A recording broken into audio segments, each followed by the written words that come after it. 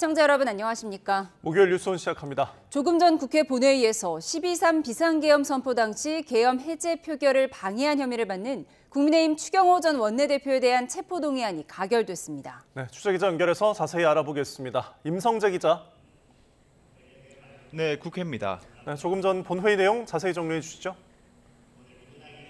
네, 말씀하신 것처럼 12.3 비상계엄 선포 당시 국회 계엄 해제 표결을 방해한 혐의를 받는 국민의힘 추경호 전 원내대표에 대한 체포동의안이 방금 여권 주도로 가결됐습니다.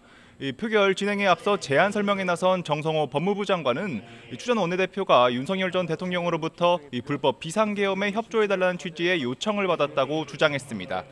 그러면서 당일 여러 차례 의원총회 장소에 혼선을 야기한 만큼 내란 중요 임무에 종사한 혐의가 있다고 체포 필요성을 강조했습니다.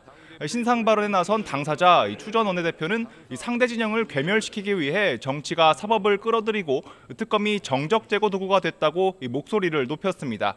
특히 특검의 구속영장은 악의적인 창작이라며 여권을 향해서도 잠시 위임받은 권력이 독선에 빠지면 그 칼끝은 결국 자신을 향해 돌아온다는 사실을 잊지 말라고 비판했습니다. 이번 구속 시도를 야당 탄압으로 규정한 국민의힘 의원들은 체포안 표결에 참여하지 않고 본회의장 밖에서 지금 이 시각에도 규탄 대회를 진행하고 있습니다. 송원석 원내대표는 특검이 통상의 원내대표 활동을 억지로 깨어 계엄 공모로 짜맞췄다면서 이는 야당을 말살해 일당 독재를 꿈꾸는 의도라고 직격했습니다. 다음 달 3일 계엄 1년과 추 의원 구속 여부가 결과가 맞물리면서 야권 내 위기감은 더 고조되는 분위기인데 조만간 법원에 영장 실질 심사 날짜가 잡힐 예정입니다. 체포안 가결을 주도한 민주당은 추 전 원내대표에 대한 영장 발부 여부를 주시하고 있습니다. 앞서 정청래 대표는 추 전 원내대표가 내란 중요 임무에 종사한 공범으로 인정되면 국민의힘 의원들도 모두 내란 공범에 해당할 거라고 주장했는데요. 만약 실제로 추 전 원내대표에 대한 구속영장이 발부되면 국민의힘을 향한 위헌정당 해산 심판 압박을 더 거세게 이어갈 것으로 예상됩니다. 이번 체포안 표결과는 별개로 시급한 민생 법안을 처리하자는 민주당 제안에 따라 여야는 철강산업 지원을 위한 K스틸법과 해양수도 이전 특별법, 전통시장 육성법, 농자재 지원법 등 민생 법안 7건도 통과시켰습니다. 또 여야가 각각 추천한 조숙현, 김학자 변호사 국가인권위원회 위원으로 선출하는 선출안도 본회의 문턱을 넘었습니다. 네, 여야는 또 대장동 사건 항소 포기를 둘러싼 국정조사를 놓고도 신경전을 이어가고 있죠. 네, 여야 원내 지도부는 본회의 전 회동에 국정조사 문제를 논의했습니다. 국민의힘은 나경원 의원의 법사위 간사 선임과 독단적 법사위 운영 중단, 증인 참고인 여야 합의 진행 등 이 세 가지 조건을 전제로 민주당이 주장해온 국회 법사위 차원의 국조를 수용하겠다는 입장을 거듭 밝혔는데요. 민주당 원내 지도부는 당장 수락 여부를 정하지 않고 잠시 뒤인 오늘 오후 5시 관련 입장을 국민의힘에 통보하기로 했습니다. 지난주 법여권 법사위원들이 이른바 항명검사장들을 고발하면서 국조 진행 자체에 김이 빠졌다는 당내 기류가 대세인 만큼 민주당은 의견 취합을 거쳐 최종 결정을 내릴 것으로 보입니다. 공교롭게도 오늘은 또 패스트트랙 충돌 1심 선고의 항소 시한입니다. 벌금형을 선고받은 국민의힘 전현직 인사들이 어떤 선택을 할지, 검찰은 어떻게 나설지 묘한 긴장감도 감돌고 있습니다. 지금까지 국회에서 YTN 임성재입니다. 윤석열 전 대통령 내란 혐의 재판 선고가 이르면 내년 2월에 나올 예정인 가운데 오늘 재판에는 여인형 전 방첩사령관이 증인으로 나왔습니다. 차상병 특검은 이종섭 전 장관의 호주 대사 임명 의혹과 관련해 윤 전 대통령 등 6명을 범인 도피 혐의로 기소했습니다. 취재기자 연결합니다. 우종훈 기자. 네, 내란 특검입니다. 네, 윤 전 대통령 재판 어떻게 진행되고 있습니까? 네, 여인형 전 방첩사령관에 대한 증인 신문이 진행 중입니다. 여전 사령관은 김용현 전 장관으로부터 체포 대상자를 듣고 조지호 경찰청장에게 위치 확인을 요청한 적 있다고 검찰에서 진술했냐는 변호인의 질문에 그런 말을 왜 썼는지 모르겠다며 이게 실수였다는 듯한 말을 했습니다. 그러면서 군인들은 체포, 검거라는 말이 입에 배었다고도 했는데 이는 정치인 체포조가 운영됐다는 의혹을 부인하는 취지인 것으로 풀이가 됩니다.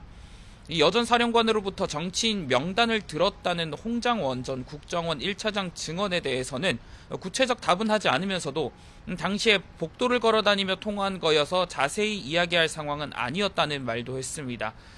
내란 혐의 재판장인 지귀현 부장판사는 어제 열린 공판준비기일에서 내년 1월 초 변론을 종결하겠다고 밝혔기 때문에 이르면 2월 1심 결과가 나올 전망입니다. 네, 김건희 씨와 박성재 전 장관이 함께 연루된 사건의 수사 범위를 놓고 내란 특검과 김건희 특검이 조율 중이죠. 네, 내란 특검은 김 씨와 박 전 장관이 주고받은 메시지를 토대로 도이치모터스 주가 조작 의혹 등 수사와 관련해 부정한 청탁이 있었는지 수사 중입니다. 다만 내란 특검은 박 전 장관에게 적용될 수 있는 혐의와 윤 전 대통령의 계엄 선포 배경에 배우자 사법 리스크가 있었는지를 보는 만큼 김 씨 행위에 대한 위법성 여부는 김건희 특검에서 가려야 하는 상황입니다. 김건희 특검도 내란 특검의 김 씨 수사에 대한 의지를 피력한 거로 알려졌는데요. 우선은 자료 확보가 중요한 만큼 조만간 김건희 특검이 내란 특검을 상대로 증거 확보를 위한 압수수색 영장을 발부받아 집행할 거로 전망이 됩니다. 네, 그런가 하면 최상병 특검은 호주 대사 임명과 관련한 수사 결과를 발표했죠. 네, 최상병 특검은 범인 도피 혐의로 윤석열 전 대통령과 박성재, 심우정 전 법무부 장차관, 그리고 조태용 전 국가안보실장 등 6명을 불구속 기소했습니다. 이 의혹의 골자는 최상병 순직 사건으로 공수처 수사를 받던 이 전 장관을 도피시키려 대통령실이 호주 대사 임명에 관여한 게 아니냐는 것이었습니다. 특검은 윤 전 대통령이 경로 전화를 받은 이 전 장관이 수사를 받으면 자신도 수사를 받을 걸 우려해 호주 대사 임명을 지시했다고 판단했습니다. 이후 지시에 따라서 외교부와 대통령실은 사실상 이 전 장관의 대사 임명을 결정한 채 자격과 인사검증을 허술하게 했다고 봤습니다. 또 법무부는 공수처 반대에도 이 전 장관의 출국 금지를 해제해 도피를 도운 것으로 확인됐다고 밝혔습니다. 최상병 특검 수사는 내일로 끝나는데요. 이에 맞춰 결과를 이명현 특검이 발표할 전망입니다. 지금까지 내란 특검에서 YTN 우종훈입니다. 윤석열 정부가 추진한 의대생 증원이 당시 대통령실 의중에 따라 논리적 검토 없이 강행됐다는 감사 결과가 나왔습니다. 보건복지부는 애초 연간 500명 증원을 계획했지만 대통령이 거듭 반려해 2,000명 일괄 증원이 결정된 것으로 조사됐습니다. 나혜인 기자입니다. 보건복지부가 윤석열 전 대통령에게 의대 증원안을 처음 보고한 건 재작년 6월입니다. 연간 400명 증원을 추진했던 문재인 정부 때보다 100명 많게 5년간 500명씩 늘리자고 제안했지만 받아들여지지 않았습니다. 이때 윤 전 대통령은 처음으로 1,000명 이상이란 숫자를 제시한 것으로 조사됐습니다. 뚜렷한 근거는 없었습니다. 지역 필수 의료를 살리고 초고령 사회에 대비하기 위해 의료 인력 확충과 인재 양성은 필요 조건입니다. 넉 달 뒤 복지부는 연간 1,000명에서 시작해 2028년 2,000명을 증원하는 수정안을 냈지만 윤 전 대통령은 더 늘리라고 반려했습니다. 복지부는 그제야 부족한 의사 수를 추계하기 시작했고 국책기관 연구보고서를 토대로 2035년까지 10,000명이 더 필요하다고 추산했습니다. 당시 대통령실의 이관섭 정책실장은 이를 단순히 5년으로 나눠 연간 2,000명 일괄 증원이 좋겠다는 의견을 복지부에 전한 것으로 드러났습니다. 2035년이 아니라 현재 부족한 의사 수도 따로 뽑으라고 요구해 결과적으로는 15,000명이 부족하다고 윤 전 대통령에게 보고했습니다. 복지부가 증원 규모 결정을 근거로 활용한 부족의수 추계의 논리적 정합성이 부족하였고 복지부는 의료계 반발을 우려해 마지막까지 단계적 증원을 건의했지만 윤 전 대통령은 할 거면 한 번에 해야 한다며 반대한 것으로 조사됐습니다. 감사원은 결론을 정해두고 증원을 밀어붙인 건 책임 있는 자세가 아니고 대학별 정원을 배정하는 과정에서 의대 교수를 배제한 것도 문제라며 앞으로 계획을 짤 땐 유의하라고 통보했습니다. YTN 9입니다.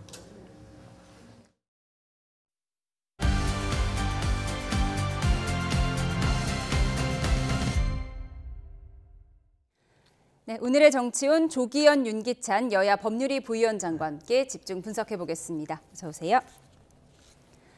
추경호 의원의 체포 동의안이 국민의힘 의원들의 불참 속에 찬성 172표, 반대 4표 등으로 가결됐습니다. 첫 번째 키워드에서 확인하시죠.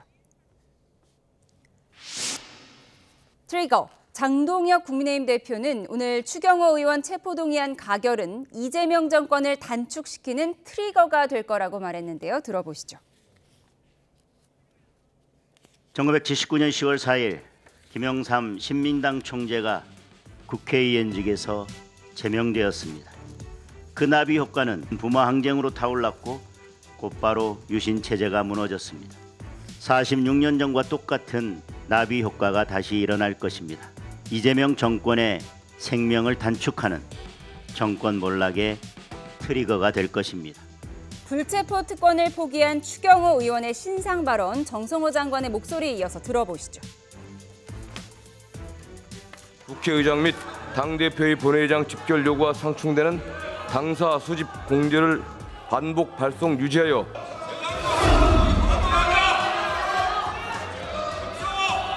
제가 계엄 해제 표결을 방해했다는 의혹은 아무런 근거 없는 악의적인 정치 공작이라는 것이 더욱 명확해졌습니다. 특검은 제가 언제 누구와 계엄에 공모 가담했다는 어떠한 증거도 제시하지 못하면서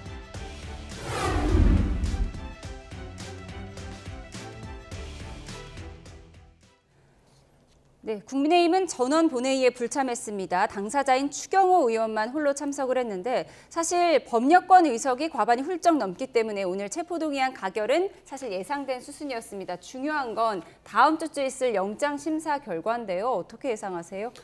원칙대로 범죄 혐의의 소명 정도라든가 중대성 그리고 계속 이 내란 가담 여부를 부인하고 있기 때문에 증거인멸 우려를 종합해 보면 당연히 영장이 발부돼야 될 사안입니다.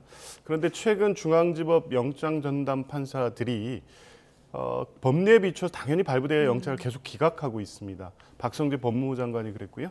한덕수 총리 역시 마찬가지입니다. 그 법리적 근거로 든 것이 위법성에 대한 인식의 다툼의 여지가 있다. 이런 취지인데 당시 12월 3일 날 이 계엄 상황을 고려하면 전시 사변이에 준하는 국가 비상사태도 아니었고 군이 필요한 상황도 아니었습니다. 법무부 장관이나 한덕수 총리 정도면 이게 위법하다는 인식을 못한다는 게 말이 안 되는 상황이죠. 그런데 영장전담 재판부가 그런 것을 이유로 기각을 해오고 있기 때문에 혹시나 기각되지 않을까 하는 우려는 분명히 있습니다만 적어도 이 법리에 따라 판단을 한다면 추경호 원내대표 같은 경우에 당일 계엄 해제 표결을 방해한 혐의를 본인은 그렇게 아니라고 주장하고 있지만 특검은 상당한 물적 증거를 통해서 범죄 혐의를 소명했다고 보여지기 때문에 영장은 발부돼야 되고 될 것으로 봅니다. 네, 다음 주에 있을 영장 심사 결과에 국민의힘은 촉각을 곤두세울 수밖에 없는데 장동혁 대표는 오늘 체포동의안 가결이 이재명 정권 몰락의 트리거가 될 것이다라고 얘기를 하면서 김영삼 전 대통령이 예전에 의원 제명이 됐을 당시 46년 전 이야기를 꺼냈어요.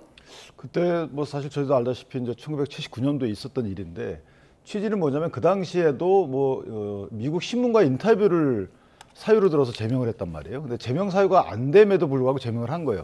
지금도 그 체포동의안 가결 모습을 보면 전 좀 이해가 안 되는 부분이 민주당에서 이렇게 일사불란하게 찬성표를 던진 게 이해가 안 되는 거죠. 무기명 투표지만 사실은 이제 숫자를 따져보면 민주당 상당수가 던진 게 보이잖아요. 왜냐하면 국회를 특검이 어떻게 보면 짓밟는 건데 국회의원을 혐의 없이 영장까지 청구한 것인데 동료 국회의원이 정당은 달라도 일사불란하게 동참을 했다는 부분은 뭔가 정치적인 목적을 같이 하지 않고서는 이렇게 될 수가 없는 거죠. 자, 지금 권성동 의원 때하고 좀 달라요. 권성동 의원 때는 본인 반대표가 하나 나왔거든요. 근데 지금 4표나 나왔죠. 네, 반대 무효 기권이 8표가 나왔단 말이에요. 저는 이 표심이 더 확장됐어야 된다고 봐요. 그래야지 국회가 이게 한 사람의 의사 또는 정치적 목적하에 움직이지 않고 정말 사안별로 객관적으로 보고 움직인다라고 평가할 수 있는 건데 이렇게 나온 것은 저는 이건 충격이에요. 왜냐하면 추경호 원내대표의 경우에는 만약에 이게 지금 내란 중요임무종사 쪽으로 영장을 친 거거든요. 근데 처음에 특검이 수사할 때는 직권남용, 권리행사 방해도 들어갔어요. 왜냐하면 동료 의원들의 표결권을 침해했다. 자, 그 피해자가 있으면 그래도 이해가 될 수 있어요. 그런데 피해자를 특정하지 못해 피해자가 없기 때문에 심지어는 그 당시에 같이 있었던 김용태 의원도 참고인 조사를 받았어요. 근데 그 누구도 피해받았다고 했다는 언론 기사가 없습니다. 그 말은 뭐냐면 원내대표가 할 수 있는 역할에 의한 방해할 수 있는 입장이 아니었다는 거예요. 또 하나 의석수에 따르더라도 이게 영향을 미칠 수 있는 상황이 아니에요. 그럼에도 불구하고 예를 들면 민주당 의원들한테 전화해서 잠깐 보자라고 하든가 네. 뭐 한 20-30명씩 막아선다든가 이랬으면은 특검의 영장 청구 사실을 저희가 좀 믿을 수 있겠지만 전혀 그런 게 없어요. 그럼에도 불구하고 영장까지 쳤다는 겁니다. 네. 왜냐하면 증거는 거의 수집했다고 보여지고요. 그렇다면 그냥 기소해도 될 일을 100번 양보해서 영장까지 청구했어요. 이것은 뭘까요? 국내심에 대한 내란정당 위원 해산 심판 청구를 위한 교두보를 만들기 위한 것이고 그 교두보의 필요성이 있기 때문에 민주당이 저렇게 일사불란하게 움직였다는 거잖아요. 국회는 죽었다. 이렇게 생각합니다. 계엄 해제 표결 반대에 뭐 피해자가 없음에도 불구하고 반대 무효 기권이 8표밖에 나오지 않은 점이 충격적이라고 말씀을 하셨어요. 이렇게 공교롭게도 계엄 1주년을 전후로 당시의 원내대표가 구속영장 실질 심사를 받게 된 국민의힘 장동혁 대표 취임 100일이기도 한 12월 3일에 어떤 메시지가 나올지 초미의 관심인데요. 어제 장동혁 대표의 발언부터 들어보시죠.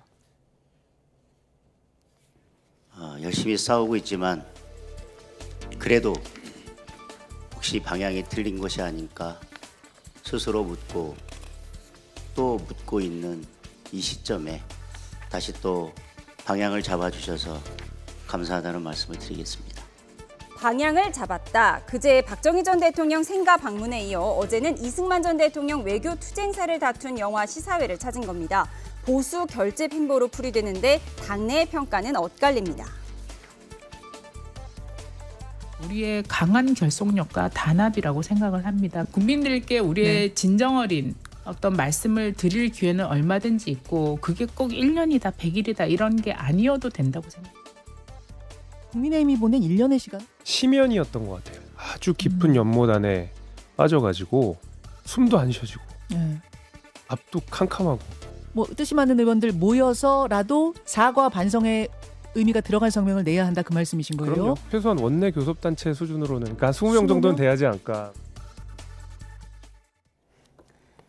네, 소신파로 불리는 김재섭 의원은 국민의힘 지도부가 나서지 않으면 개별 의원들이 사과 목소리를 낼 수도 있다 이렇게 얘기를 했습니다. 그 규모가 원내 교섭단체 수준인 20명 정도는 되어야 한다 이런 발언을 해서요. 뭐 의미심장한가 한번 분석을 해봐야 할 것 같아요. 글쎄요. 거기에 뭐 특별한 정치적 의미를 부여할 수 있을까 싶습니다. 지금 국민의힘의 사정을 보면 1년 동안 사과를 할지 말지를 갖고 논쟁을 하고 있습니다.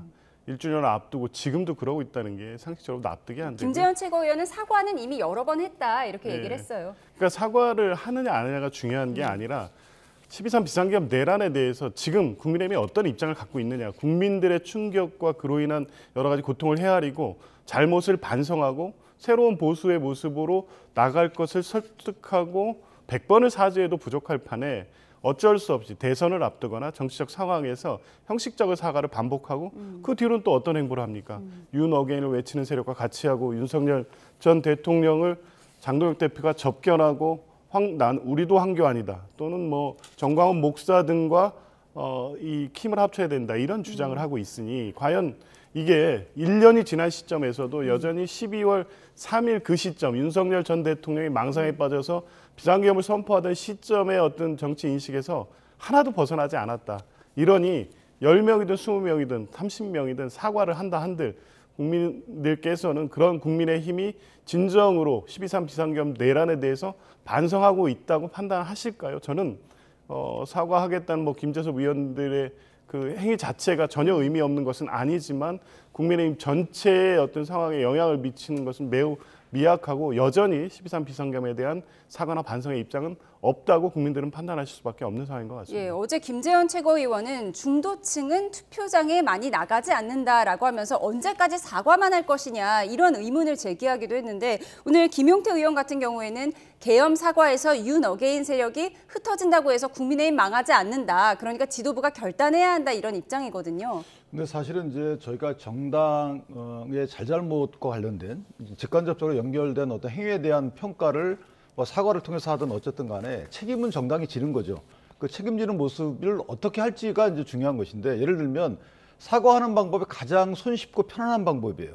사과해서 했는데 국민이 안 들어준다. 그럼 어쩔 수 없지 뭐. 이것은 늘 해왔던 사안들입니다. 심지어는 2018년도에 그러니까 2017년도에 박근혜 전 대통령이 탄핵된 이후에 대선 지고요. 2018년도에 지선을 완패한 이후에도 무릎 꿇고 단체 사과했어요. 네.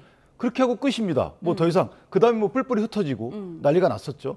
그뒤에 2020년도에 다시 합쳐졌거든요. 결국은 사과는 기본적으로 깔려 있는 거예요. 송구한 마음 갖고 있죠. 왜냐하면 여당인 시절에 계엄이 선포가 됐고 그 계엄에 대해서는 무한한 책임을 지죠. 이거하고 민주당이 내랑 프레임을 걸치고 나서 국내심을 해산시키려고 하는 이 노력하고 다 연관지어서 저희가 판단을 해야 되는 부분이 없지 않아 있습니다. 무한 책임을 져야 되는 것은 맞지만 또 하나 책임은 뭐냐면 민주당이 만약에 잘하고 있으면 저희가 사과를 100번 함으로써 국민께 독단적으로 사과를 통해서 인심을 얻어야 되겠죠. 근데 지금은 민주당의 저런 독단, 새로운 헌정질서 유린 이런 행위들에 대해서 저희가 막아줘야 되는 게 국민이 또한 바라는 바 중에 하나예요. 근데 그걸 못하고 있기 때문에 지금 국민의 어떤 지지를 못 받고 있는 게 더 큰 거죠. 그러니까 소위 말하면 니네 왜 사과 안 해? 이것보다 니네 왜 제대로 역할을 못해? 민주당 왜 견제 못해? 여기에 대한 질책이 더 크다고 보여질 수도 있는 거거든요. 그러니까 각자 역할과 국민의 지지를 얻는 순서에 대한 판단이 다를 뿐입니다. 그러니까 장동혁 대표나 아니면 뭐 무슨 의원들이나 소장파 의원들이나 똑같이 당을 사랑하고 국민을 사랑하는 마음 같지만 어떤 것이 더 국민의 기대에 부응하는 것인지에 대한 각자의 전략이 다른 거기 때문에 그 부분은 자연스럽게 접근해 갈 수 있다. 개인적으로 그렇게 평가합니다. 책임지고 사과하는 것, 그리고 민주당의 독단과 싸워야 하는 것, 다 당을 사랑하는 마음이다. 이렇게 말씀을 하셨어요. 그런가 하면 어제 내란 관련 첫 재판이 마무리가 됐습니다. 한덕수 전 총리의 결심 공판, 다음 키워드에서 확인하시죠. 마지막 고백. 어제 징역 15년이 구형된 한덕수 전 총리, 최후 진술에서 가장 정직한 마지막 고백을 남긴다고 했는데요. 정치권 반응까지 이어서 들어보시죠. 그날 밤 대통령께서 비상계엄을 하겠다고 하시는 순간 저는 말할 수 없는 엄청난 충격을 받았습니다. 절벽에서 땅이 끊어지는 것처럼 막지 못했지만 비상계엄에 찬성하거나 비상계엄을 도우려 한 일은 결단코 없습니다. 그것이 오늘 이 역사적인 법정에서 제가 드릴 수 있는 가장 정직한 마지막 고백입니다. 개인적으로 사형제 폐지를 그래도 공감하는 입장이기 때문에 그래도 무기징역을 넣어야 되지 않을까라는 생각을 했습니다만 좀 약하다 이렇게 보세요? 생각보다 좀 약한 것 같고요. 검찰의 구형보다도 법원의 판결은 더 중한 판결을 할 수도 있고요. 검찰의 구형이 세게 나온 것도 있겠지만요. 그보다는 저는 한덕수 전 총리가 본인 스스로가 가장 통탄스러운 그런 멍해를 갖고 계신 거 아닌가. 본인이 가장 괴로울 거라고 생각하고 아마 역사의 죄인이 되신 거 아닌가. 네, 방금 들어온 속보 전해드리겠습니다. 민주당 정청래 대표가 장경태 의원의 성추행 의혹과 관련한 진상조사를 지시했다는 속보가 들어와 있습니다. 윤리감찰단에 진상조사를 지시했는데요. 장경태 의원은 이에 대해서 허위 무고 혐의라고 반박하고 있는 상황입니다. 다시 한번 전해드리겠습니다. 민주당 장경태 의원이 성추행 혐의로 고소를 당해서 경찰 수사가 진행될 예정인데요. 민주당의 정청래 대표가 이 성추행 의혹과 관련해서 진상조사를 지시했다는 속보가 들어와 있습니다. 네, 자세한 소식 의원님과 한번 얘기 나눠보도록 하겠습니다. 네, 변호사님, 이거 어떤 의혹인지 알고 계시나요? 뭐 직전에 했던 속보여서 자세한 내용은 알지 못하는데요. 일단 성추행 피해를 입었다는 피해자의 고소장이 접수돼 있다. 네. 서울경찰청에서 수사에 착수했다라는 내용의 보도입니다. 이에 대해서 장경태 의원은 허위 무고라는 입장을 밝히고 있고요. 관련해서 이 허위 무고 고소 사실에 대해서 모든 법적 수단을 강구하겠다는 입장을 밝혔습니다.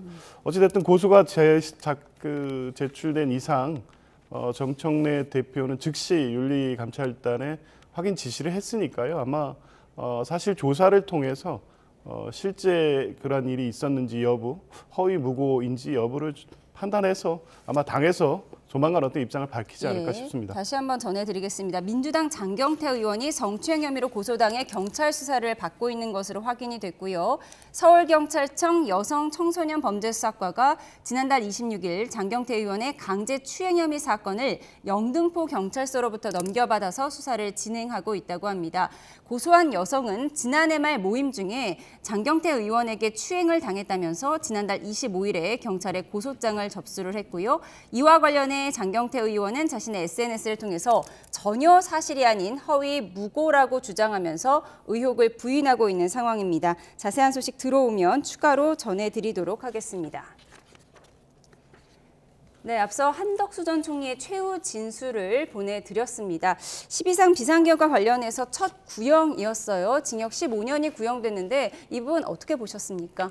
아마도 이제 구형 이게 내란 수괴 방조죄를 기본으로 해서 거기서 이제 방조고 이게 미수에 그쳤기 때문에 아마 그 무기형을 선택을 한 뒤에 거기서 감경한 10에서 50년 사이에서 형량을 정한 것 같은데요. 이 형량 정할 때는 이전에 이제 내란죄 관련된 양형과 관련된 자료가 저희가 많지가 않고 1979년도, 80년도에 있었던 그 신군부에 대한 97년도 재판에 구형량을 참고하지 않았나 싶고요. 그 당시에도 모의에 참여하거나 내란 임무 중요 종사에 행사했던 분들은 참여했던 분들은 보통 15년 정도에서 10년 정도의 구형을 받았거든요. 그래서 그 정도 구형량을 참고해서 한 것으로 보이는데.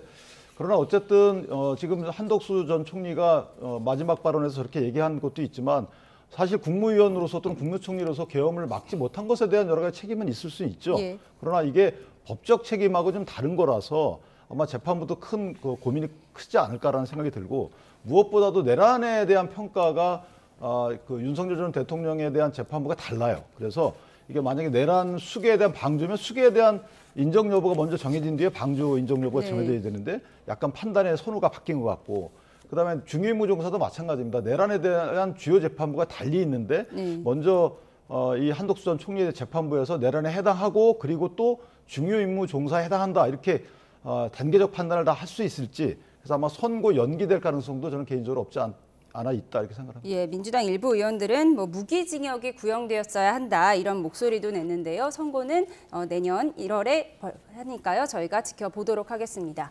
그런가 하면 지난해 5월 김건희 씨가 박성재 법무장관에게 보낸 텔레그램 메시지 내용이 공개되면서 논란입니다. 다음 키워드에서 확인하시죠. 잘못된 사랑, 박지원 민주당 의원이 윤 전 대통령 부부를 표현한 말입니다. 최근 특검이 확보한 김건희 씨가 박성재 전 법무장관에게 보낸 메시지를 보면 내 수사는 어떻게 되고 있나라고 직접적으로 묻고 자신의 전담수사팀 구성 지시에 관한 검찰 상황 분석이란 글도 전달했습니다. 김혜경, 김정숙 여사의 수사와 김명수 전 대법원장 사건이 방치된 이유 등 정치적으로 민감한 사건 관련 질문도 이어졌습니다. 민주당 박지원 의원은 윤 전 대통령 부부를 동시에 변호하고 있는 변호인을 통해 전해진 내용이 있다며 이렇게 말했는데요. 들어보시죠. 같은 시간에 중앙지법에서 재판을 받았잖아요. 그때 윤석열이 진짜 손해보야. 자기한테 잊지 말고 영부인 도와줘라. 그래요? 그리고 사랑한다는 말을 전해주라. 두 분이 서로 사랑하는 것은 좋죠. 예, 그거야 뭐 부부니까. 예. 그렇지만 이건 잘못된 사랑이죠. 네, 당시 영부인이 법무장관에게 자신의 수사 상황을 물어보고 당시 범야권 인사들의 수사가 늦어지는 이유까지 물어봤다. 민주당에선 이를 두고 김건희 씨를 가리켜 V0, 실질적인 대통령이었다 이런 지적을 하는데 박지원 의원이 오늘 잘못된 사랑이었다 뭐 이런 지적을 했습니다. 어떻게 들으셨어요?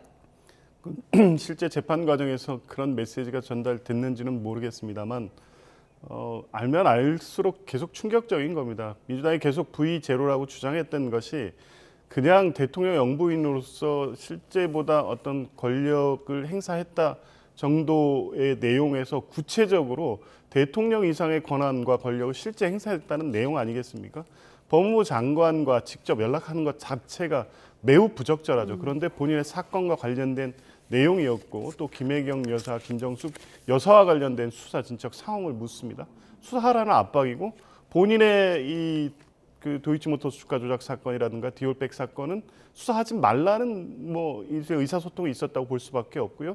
실제 공교로운 것이 아니라 당연하게도 그 이후 디올백 수사 도이치모터스 주가 조작 사건은 무혐의 처분으로 끝났습니다. 그러니까 실제 상당한 권력을 실제 행사했고 당연히 대통령은 영부인의 이러한 식의 이 권한 남용이라든가 국정 개입을 차단했어야 되는데 그걸 지켜보고 속수무책 오히려 본인의 권한까지 넘겨준 상황이 3년 동안 계속된 게 아니라는 게 사실로 드러나고 있었던 거죠. 그러니까 충격적입니다. 이런 부분 하나하나가 결국에 쌓이고 쌓여서 12.3 비상계엄 내란으로 이어졌던 것이고 그런 그 상황을 종합해 보면 비상계엄은 필연이었다.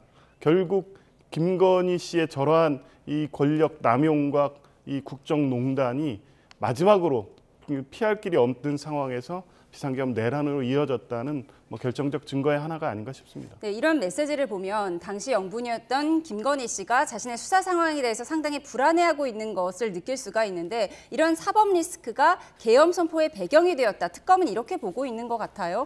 근데 그것은 뭐 속사정은 잘 모르겠지만 그러나 약간의 이익 형량을 해보면 그건 약간 터무니없다고 보여지는 것이요. 계엄에 대해서 계엄으로 인한 여러 가지 벌어질 일들을 일단 상정을 해놓고요. 그다음에 만약에 저 부분에 대해서 수사를 무마했을 때 또는 수사를 받고 나서 기소했을 때 받을 형량 등을 비교해 보면 그럴 리는 없어요. 왜냐하면 도이치모터스 사건 관련자들은 거의 다 집행유예 나왔었고요. 그러니까 도이치모터스 사건 관련해서 뭐 기소되더라도 형량이 크지는 않을 거고요. 그다음에 그 당시에 디올백 같은 경우에도 실제 법령상 여러 가지 논란이 있기 때문에 저는 그 수사가 안 되도록 만약에 힘을 썼다면 그 자체로 큰 죄가 되는 거잖아요. 그 부분에 대한 법적 평가 받아야 되지만 그것 때문에 윤 전 대통령의 계엄으로 나가갔다라고 인과관계를 인정하는 부분은 이게 경험칙상 맞지가 않아요. 다만 이게 대통령을 통해서 얘기했다 하더라도 그것도 상당히 부적절한데 본인이 직접 민간인인 대통령의 배우자가 법무장관에게 문자를 통해서 저렇게 압박이죠. 어떻게 보면 저런 걸 했다는 것은 상상하기 어렵죠. 네, 별도로 법적 처벌의 대상이 될 수도 있습니다. 네, 그런가 하면 순방에서 돌아오자마자 대통령실로 출근한 이재명 대통령이 첫 지시를 내렸습니다.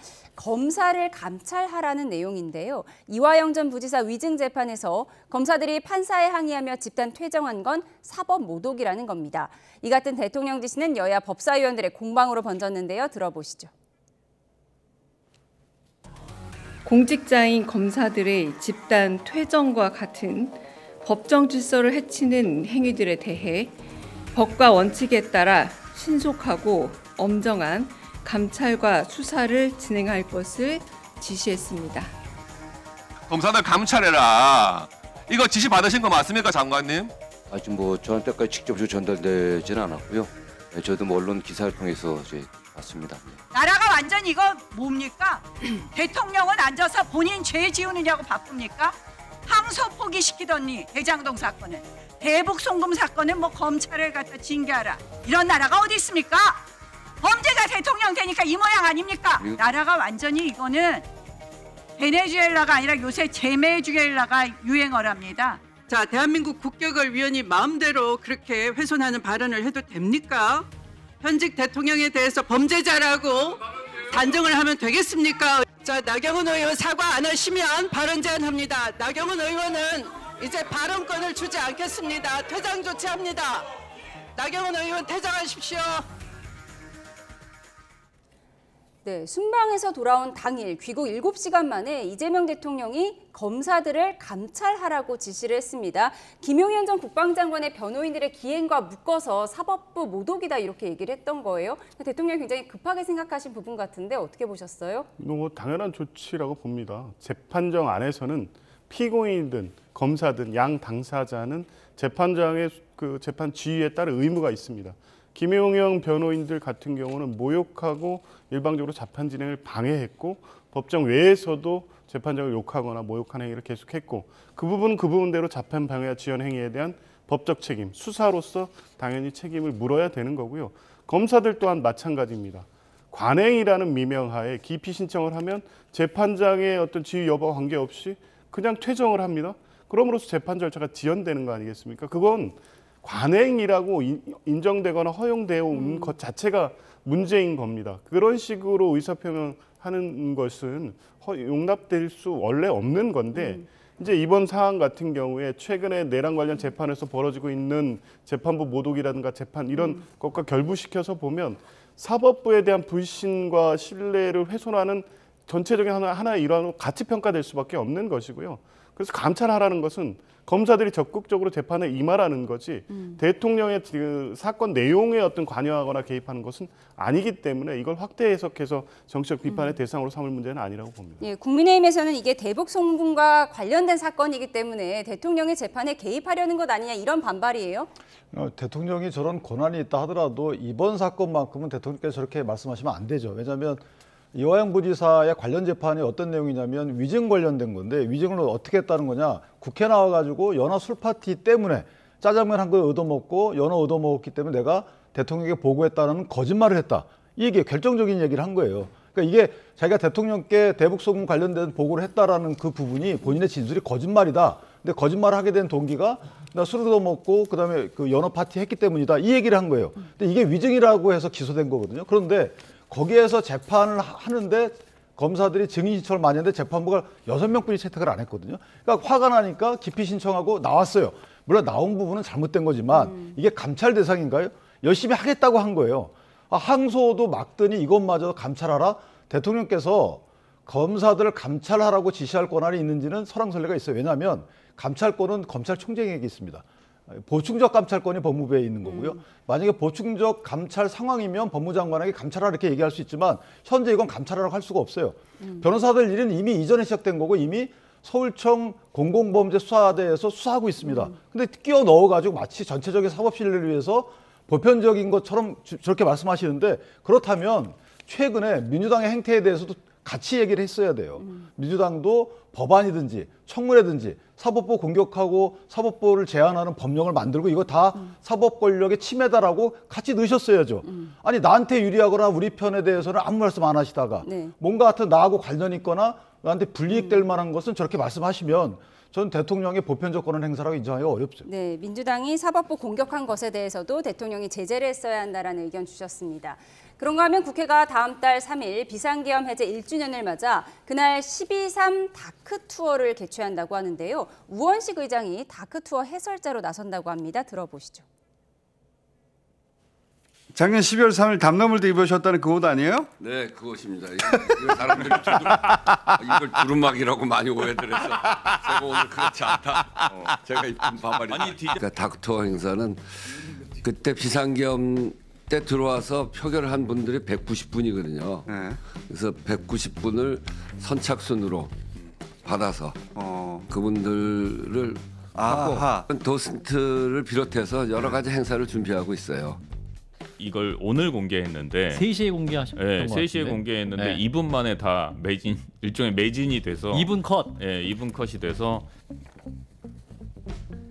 국민의힘은 국회의장이 공치사를 하고 있다고 비판했습니다. 당시 계엄 해제에 나섰던 한동훈 전 대표, 불법 계엄 저지는 국민이 했지 민주당 혼자 한 것이 아니라며 투어 코스에 이재명 당시 대표가 몸을 숨겼던 이재명 숲을 반드시 포함하라고 했고요. 배현진 의원도 이재명 숲이 궁금하다고 꼬집었습니다.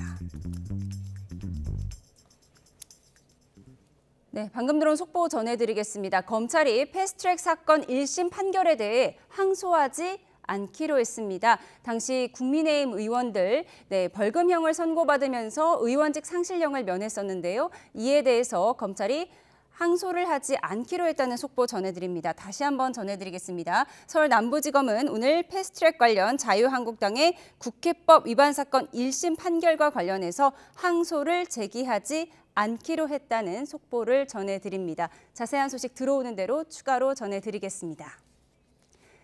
네, 오늘 정치원 여기서 줄이겠습니다. 조기현, 윤기찬 여야 법률위 부위원장과 함께했습니다. 고맙습니다.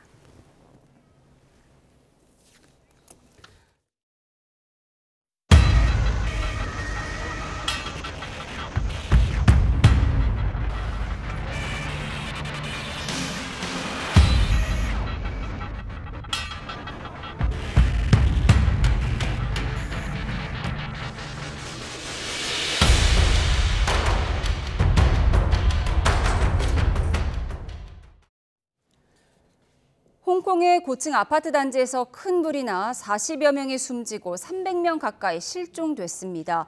불길이 완전히 잡히지 않아 인명피해가 계속 늘 것으로 우려됩니다. 홍콩 경찰은 이번 화재와 관련해 남성 3명을 체포해 조사하고 있습니다. 신호 기자의 보도입니다. 30층 넘는 고층 아파트 단지에서 불기둥이 치솟습니다. 전체 8개 동 가운데 7개 동에 차례로 불이 옮겨 붙었습니다. 홍콩 북부 타이포 구역의 아파트 단지가 거대한 화염에 휩싸인 것은 어제 오후 2시 50분쯤이었습니다. 跟住走落街睇話，原來第5台燒得好犀利，即刻翻屋企執嘢咯。跟住就走落街到而家啦，都成3個幾鐘頭都有㗎啦。 밤새도록 불길이 잡히지 않았고 인명피해 규모도 급격하게 커졌습니다. 소방관을 포함해 사망자가 수십 명에 이르고 병원에서 치료받고 있는 주민도 많은 데다 특히 300명 가까운 실종자가 보고됐습니다. 首先嘅工作，最首要嘅工作就係撲滅咗今次嘅火災，同埋救援被困嘅居民。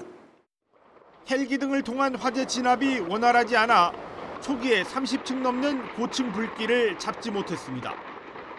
Besides, the temperature inside the buildings concerned are very high, so it's quite difficult for us to enter the building and go upstairs to conduct firefighting and rescue operation.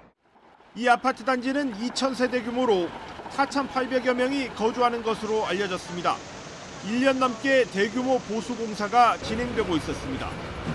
아파트 외벽에 설치된 대나무 구조물과 공사용 안전망을 타고 불이 옮겨 붙었습니다. 홍콩 당국은 경보 단계를 2008년 이후 처음으로 최고 등급인 5등급으로 올렸습니다.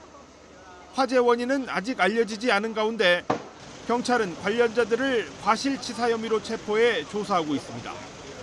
YTN 신호입니다. 네, 대규모 인명피해를 낸 홍콩 아파트 화재는 아직 정확한 화재 원인이 밝혀지지 않았습니다. 다만 보수공사를 위해 건물 외부에 세웠던 대나무 비계와 그물망, 스티로폼 등이 화재를 키운 것으로 지적됐습니다. 김잔디 기자입니다. 고층 아파트 건물 외부로 촘촘하게 세워진 대나무 조립들인 건축용 비계와 초록색 안전망. 시뻘건 불길이 맹렬한 기세로 주변으로 옮겨 붙는데 이 대나무와 그물망이 불쏘시개 역할을 했습니다. 42년 된 노후 아파트에서 발생한 불은 건조한 날씨와 바람을 타고 순식간에 아파트 8개 동 가운데 7개 동으로 번졌습니다. When you get a fully developed fire, it will lose its integrity. The fire load as it spreads up to the building will adhere to the building, be drawn into the building using a chimney effect. 홍콩 건설 현장에서 흔히 사용되는 대나무 비계는 이미 안전 문제로 올해 초 홍콩 정부가 공공사업에서 단계적으로 사용 금지를 추진 중입니다. 이와 함께 각층 승강기 인근 창문에 설치된 스티로폼도 화재를 키운 것으로 지목됐습니다. We found the styrofoam installed outside the window, on each floor near the lift lobby, and everyone knows this material is inflammable material. 화재 초기 경보기가 먹통이어서 주민들이 불난 사실을 뒤늦게 알았다는 겁니다. 我唔喺現場，我係收到屋企人通知我先至翻嚟睇，跟住我聽翻啲居民講嘅時候，其實係冇響過alarm嘅。 CNN은 이 아파트 주민의 36%가 65세 이상 고령자라고 전했는데 대피가 늦어지면서 인명피해를 키운 것으로 보입니다. 홍콩 경찰은 이 아파트 보수공사 책임자 3명을 과실치사 혐의로 체포해 조사하고 있습니다. 경찰은 창문을 밀봉하기 위해 사용한 보호망과 필름, 스티로폼 소재가 관련 안전 기준을 충족하지 못해 화재가 급속도로 확산했을 수 있다고 보고 있습니다. YTN 김잔디입니다. 네, 조금 전 들어온 속보 다시 한번 전해드리겠습니다. 검찰이 패스트트랙 관련 자유한국당 의원들의 선거법 1심에 관련해서 항소하지 않기로 했다는 속보 다시 한번 전해드립니다. 패스트트랙 사건 1심 판결에 항소하지 않기로 하면서 의원직 상실령을 면했던 전 자유한국당 의원들이 더 이상의 불이익한 판결을 받지 않게 될 걸로 보입니다.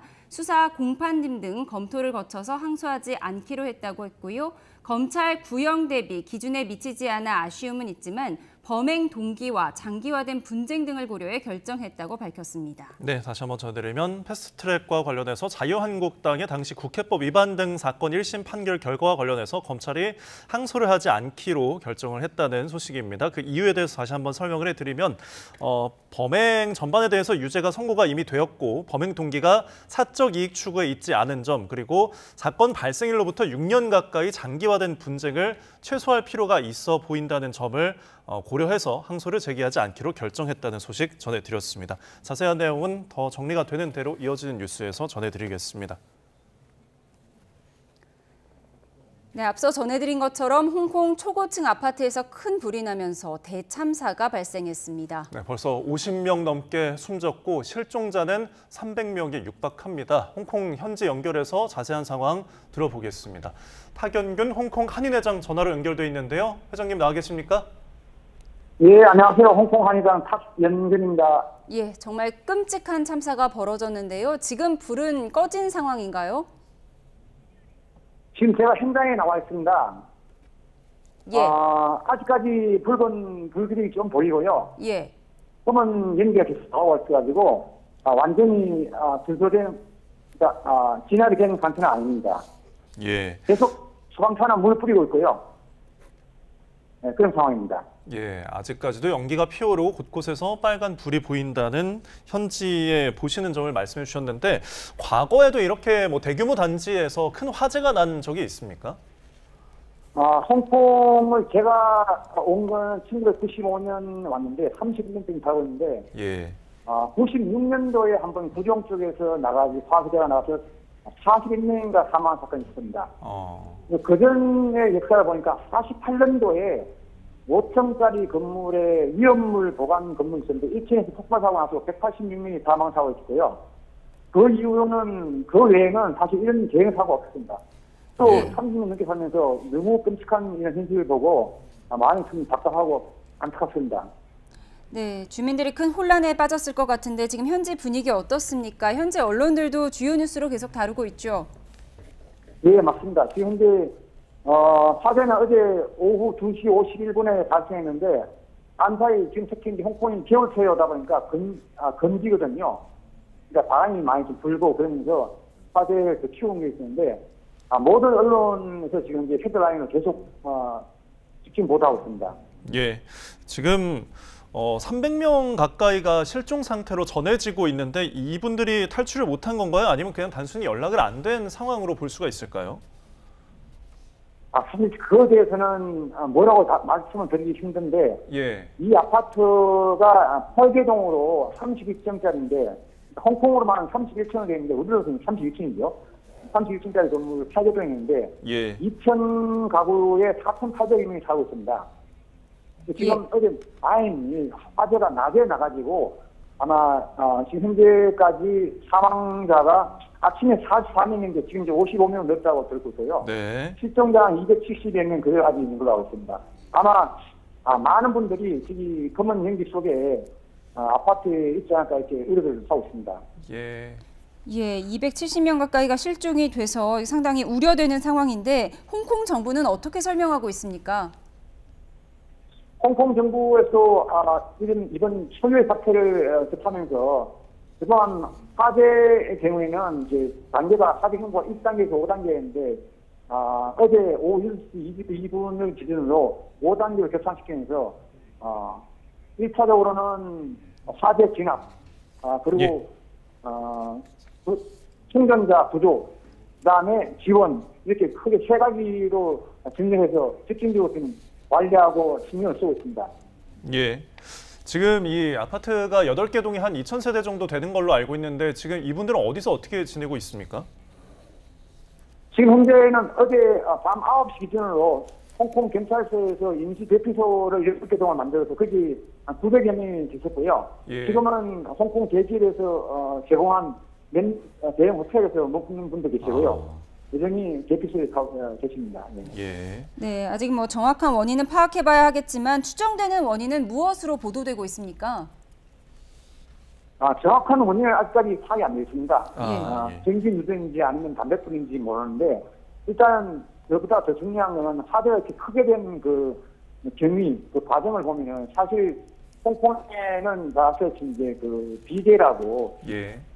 금속으로 하지 않고 대나무로 많이 사용했습니다 지금까지. 예. 이게 이제 이유는 일단 값이 싸고 저렴하고 그다음에 가벼워서 이동이 쉬우니까 했는데 최근에 홍콩 정부에서 이거에 대한 위험성을 알리면서 예. 타타 금속 비계를 쓰게끔 이유했는데 특히 올 3월부터는 홍콩 정부에서 하는 광급 건축에는 모두 최소한 50% 이상을 이제 그 특제 비계를 쓰게끔 하고 있습니다.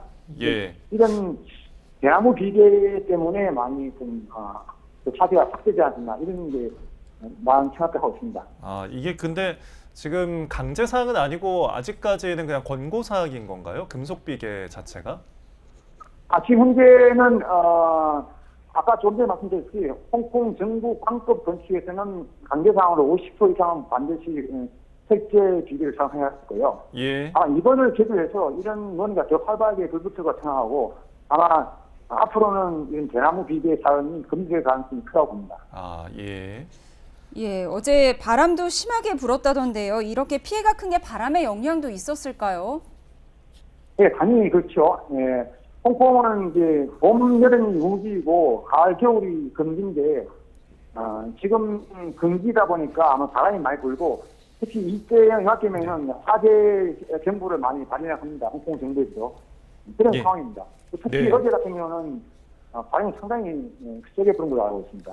예, 여러 원인에 대해서 좀 설명을 해주셨는데 끝으로 저희가 지금 그곳에 이제 많은 인명 피해가 발생할 것으로 예상이 되니까 뭐 한인 피해랄지 그곳에 한인 분들이 사시는지 이런 점도 좀 궁금합니다.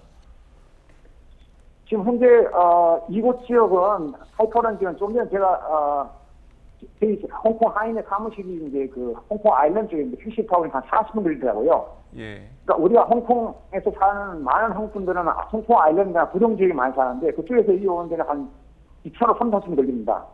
중국 쪽하고 좀 가깝고요. 예. 홍콩 현지인들이 많이 사는 위치인데 그런데 지금 현재 홍콩에는 한인들이 한 2만 명이 살고 있는데 현재까지는 한인 피해는 없는 걸로 보고되고 있습니다.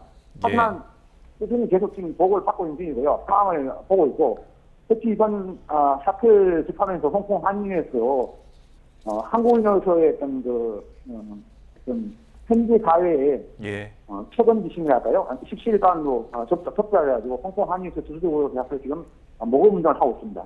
예, 아직까지는 한인 피해는 다행히 없는 것으로 저희가 파악이 되고 있다는 소식까지 전해주셨습니다. 자, 저희 지금까지 타견균 홍콩 한인 회장과 이야기 나눠봤습니다. 고맙습니다. 네, 감사합니다. 다음 소식입니다. 특검에서 수사를 받던 양평군 공무원이 사망한 사건과 관련해 오늘 특검이 감찰 결과를 발표했습니다. 특검은 이 사안과 관련해 수사관 3명의 파견을 해제하기로 했지만 강압적 언행이 있었는지에 대해서는 단정하기 어렵다고 밝혔습니다. 취재기자 연결합니다. 안동준 기자. 네, 김건희 특검 사무실입니다. 네, 특검이 발표한 감찰 결과 자세히 전해주시죠. 네, 우선 특검이 내린 결과는 숨진 양평공무원 정모 씨를 조사한 수사관 3명에 대한 파견 해제입니다. 이 특검은 해당 수사팀 4명 가운데 팀장을 제외한 수사관 3명에 대해 다음 달 1일자로 파견 해제를 요청했습니다. 이 같은 결정에 대해 특검은 사회적으로 논란이 되는 상황에서 이들이 정상적인 업무를 수행하는 것이 바람직하지 않고 당사자들의 의사를 종합적으로 고려했다고 밝혔습니다. 다만 실제 강압 수사나 허위 진술 강요 등이 있었는지에 대해서는 명확하게 결론 내리지 못했다고 설명했는데요. 특검은 크게 6가지 항목 가운데 5개의 항목에서는 위반 사항은 발견하지 못했고 나머지 강압적 언행 부분에 대해서는 단정하기 어렵다고 밝혔습니다. 이런 결론을 내린 이유에 대해 특검은 징계권이나 수사권이 없는 자체 감찰의 한계라고 설명했습니다. 특검이 명확한 결론을 내리지 못한 만큼 강압 수사가 있었는지에 대한 논란은 가라앉지 않을 걸로 보입니다. 네, 김건희 특검의 오늘 소환 조사 내용도 짚어주시죠. 네, 특검은 오늘 오전 김건희 씨 오빠 김진우 씨와 아내 노모 씨를 소환했습니다. 이들은 증거 인멸 경위 등을 묻는 취재진 질문에 아무 답변을 하지 않았는데요. 조사는 3시간여 만에 종료됐습니다. 김진우 씨에 대해서는 혐의에 대한 보강 조사가 이뤄졌고 아내 노 씨는 김진우 씨의 증거인멸 혐의와 관련한 참고인 조사가 진행됐습니다. 특검은 오늘 조사를 통해 김진우 씨에 대한 혐의를 보강한 뒤 영장 재청구 여부 등을 검토할 전망입니다. 이런 가운데 특검은 김건희 씨의 종묘 차담회 의혹과 관련해 신수진 전 대통령실 문화체육비서관을 재차 불러 조사하고 있습니다. 이 밖에도 특검은 이른바 집사 게이트에 연루된 IMS 모빌리티 조영탁 대표와 도주했다 붙잡힌 도이치모터스 주가 조작 공범을 소환했습니다. 지금까지 김건희 특검 사무실에서 YTN 안동줄입니다. 네, 더불어민주당 장경태 의원이 성추행 혐의로 고소당해 경찰 수사를 받고 있는 것으로 확인됐습니다. 서울경찰청 여성청소년범죄수사과는 지난달 26일 장경태 의원의 강제추행 혐의 사건을 영등포 경찰서로부터 넘겨받아 수사를 진행하고 있습니다. 고소인 여성은 지난해 말 모임 중 장 의원에게 추행을 당했다며 지난달 25일 경찰에 고소장을 접수한 것으로 파악됐습니다. 이와 관련해 장 의원은 자신의 SNS를 통해 전혀 사실이 아닌 허위 무고라고 주장하며 의혹을 부인했습니다. 이처럼 민주당 장경태 의원이 성추행 혐의로 경찰에 고소된 가운데 더불어민주당 정청래 대표가 긴급 진상조사를 지시했습니다. 민주당 윤리감찰단은 장 의원이 가지고 있는 관련 자료가 있는지, 장 의원의 입장은 어떠한지 등을 전반적으로 확인할 전망입니다. 서울 동대문 을을 지역구로 둔 재선 장경태 의원은 정청래 대표의 최측근으로 꼽히며 서울시당 위원장과 당원 주권 TF 위원장을 맡고 있습니다. 경기 포천시에서 16개월 여자아이가 숨진 사건과 관련해 아동학대 살해 혐의를 받는 친모와 계부에 대한 구속영장 심사가 진행되고 있습니다. 이 두 사람은 혐의를 인정하는지 등 취재진의 질문에 침묵을 했는데 이르면 오늘 안에 그 구속 여부가 결정될 것으로 보입니다. 취재기자 연결해서 자세한 내용 들어보겠습니다. 이수빈 기자, 구속 전 피해자 신문은 마친 겁니까? 네, 의정부지방법원은 오늘 오전 10시 반부터 1시간 동안 20대 친모와 30대 계부에 대한 구속 전 피의자 신문을 진행했습니다. 두 사람은 신문을 마치고 고개를 숙인 채 법원을 빠져나왔는데 혐의를 인정하는지 등 취재진 질문에는 아무 답도 하지 않았습니다. 직접 들어보겠습니다. 법정에서 혐의 인정하셨나요? 숨진 아이한테 하신 말씀 없으십니까? 숨진 아이한테 한 말씀 해주세요. 학대 혐의 인정 안 하세요? 두 사람은 지난 23일 경기 포천시에 있는 빌라에서 자신들이 키우던 16개월 여자아이를 학대해 숨지게 한 혐의를 받고 있습니다. 경찰은 부검 구두소견 등을 바탕으로 이들에 대해 아동학대 살해 혐의를 적용했고 어젯밤 구속영장을 신청했습니다. 신병희 확보되면 경찰 수사는 어떻게 진행될 걸로 보이나요? 아이의 정확한 사망 경위와 함께 이 과정에서 학대가 있었는지를 입증하는 게 경찰 수사의 관건일 것으로 보입니다. 앞서 아이가 심정지 상태로 옮겨진 병원에서는 신체에서 아동학대가 의심되는 흔적을 발견해 경찰에 신고했습니다. 여기에 국립과학수사연구원 감식에서는 외상성 쇼크가 사망 원인이라는 구두소견이 나왔습니다. 외부에서 가해진 물리적인 힘에 의해 숨진 것으로 보인다는 의미인데 경찰은 이를 바탕으로 아동학대 가능성에 무게를 두고 있습니다. 또 다른 가족 등 평소 아이를 관찰할 수 있었던 주변 인물들에 대한 참고인 조사도 이뤄진 것으로 파악됐습니다. 경찰은 이를 바탕으로 혐의가 입증됐다고 판단하고 구속영장을 신청했는데요. 두 사람은 앞선 경찰 조사에서 학대는 없었고 아이 몸에 난 상처는 키우는 개에게 긁힌 자국이라고 주장한 것으로 전해졌습니다. 이르면 오늘 밤 영장심사 결과가 나올 전망인데 경찰이 신병 확보를 통해 수사에 속도를 낼 수 있을지 주목됩니다. 지금까지 사회부에서 YTN 이수빈입니다. 40일 넘게 실종된 여성을 숨지게 한 혐의로 긴급 체포된 50대 남성이 충주호에 차량을 유기한 사실이 확인됐습니다. 하지만 그 차량 안에서 실종 여성은 발견되지 못했는데 경찰은 이 남성에 대한 수사를 마치는 대로 구속영장을 신청할 방침입니다. 김기수 기자입니다. 사복 차림의 형사들이 식당 안으로 들어갑니다. 식당 안에서 한 남성을 붙잡고 밖으로 나와 차에 태웁니다. 40여일 넘게 실종된 50대 여성을 숨지게 한 혐의를 받는 54살 김모 씨가 경찰에 긴급 체포되는 모습입니다. 알았어요, 저희도요. 근데 조용히 다 처리하고 그냥 바로 체포해서 가신 모양이더라고요. 실종 여성은 지난달 14일 퇴근 후 행방이 묘연해졌고 경찰은 이 여성의 전 연인이었던 김 씨를 유력한 용의자로 보고 수사를 벌여왔습니다. 결국 검거된 김 씨는 경찰 조사에서 피해자의 차량을 충주호에 버렸다고 털어놨습니다. 경찰이 김 씨가 지목한 곳에서 차량을 인양했지만 피해자는 발견하지 못했습니다. 인양된 차량입니다. 지금은 천막이 덮여져 있고 경찰의 출입 통제선도 내걸려 있습니다. 경찰 조사에서 김 씨는 피해자 차량의 번호판을 바꾸면서 추적을 피하던 것으로 파악됐습니다. 경찰 관계자는 인양된 피해자 차량에서 유의미한 단서를 확보해 국과수에 긴급 감정을 의뢰했다면서도 어떤 단서인지는 수사 사안으로 알려줄 수 없다고 설명했습니다. 김 씨는 폭행 사실은 인정했지만 추가 범행은 부인한 것으로 전해졌습니다. 경찰은 김 씨를 상대로 정확한 범행 동기를 추궁하는 한편 저수지 일대에 대한 추가 수중 수색을 통해 사라진 실종 여성의 행방을 찾는 데 수사력을 모으고 있습니다. YTN 김기수입니다. 한국은행 금융통화위원회가 올해 마지막 기준금리를 현재 2.5%로 동결했습니다. 향후 전망에 대해서는 추가 인하 가능성과 동결 가능성을 모두 열어놨습니다. 취재기자 연결해 자세히 들어보겠습니다.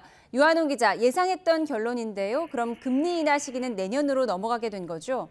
그렇습니다. 오늘 한국은행 금융통화위원회 회의에서 이창용 총재를 제외한 6명의 금통위원 중 5명이 동결에 찬성했습니다. 올해 들어 모두 4번째 동결이었습니다. 이로써 금리 인하 기대는 내년 1월 15일 금통위 회의 때로 미뤄야 하게 됐습니다. 시장이 예상했던 대로 최근 1,470원대로 올라선 원달러 환율이 금리 인하에 발목을 잡았습니다.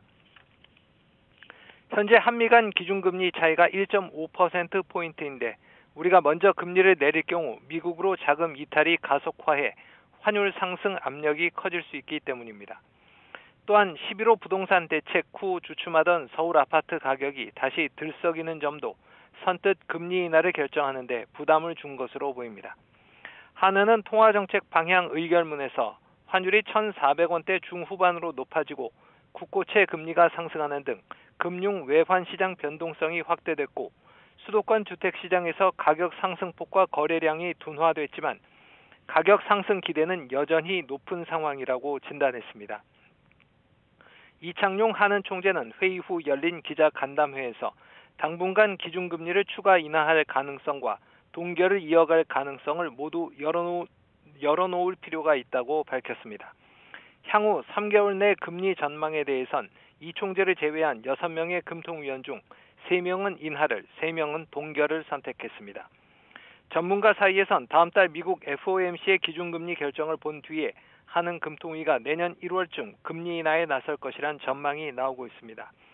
한은은 또 수정 경제 전망도 발표했는데 올해 성장률을 0.9%에서 1.0%로 내년 성장률은 1.6%에서 1.8%로 상향 조정했습니다. 정부의 확장 재정과 반도체 중심의 수출 호조에 힘입어 우리 경제가 더 나아질 것으로 전망했는데 이 점 또한 이번 금리 동결의 배경이 됐습니다. 올해 소비자 물가 상승률은 지난 8월에 전망했던 2.0%에서 2.1%로 0.1%포인트 높아질 것으로 전망했습니다. 네, 코스피가 장중에 4천선을 탈환했는데 종가로는 4천선을 지키지 못했네요.